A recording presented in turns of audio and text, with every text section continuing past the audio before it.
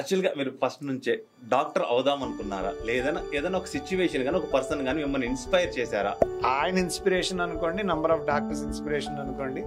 ఏదో సాధించి చూపించాలంటే సొసైటీలో సొసైటీకి సేవ చేయాలన్నా, సొసైటీలో ఫస్ట్ ఆ టైంలో ఏమో మనకి ఒక మార్క్ రావాలంటే కూడా డాక్టర్ అవ్వాల్సిందే. ఇంకొకటి నాకు యాక్చువల్గా నేను ఒక గూగుల్ చేస్తాను, 1994లో ఇండియాలో ఒక 300 జాయింట్ రిప్లేస్మెంట్స్ నీ రిప్లేస్మెంట్స్ అయ్యాయని, అరౌండ్ 2000లో ఒక 6000 నీ రిప్లేస్మెంట్స్ ఆల్ ఓవర్ ఇండియాలో అయ్యాయి.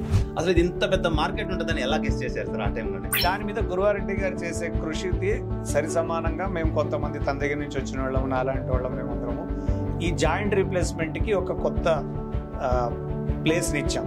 ఒక సర్టెన్ పాయింట్ దగ్గర మన సాటిస్ఫాక్టరీ మూమెంట్ ఉంటుంది, ఇది కదరా ఇంట్లో మనం ట్రై చేసింది, లేకపోతే ఇది కదరా హ్యాపీయెస్ట్ మూమెంట్ అని.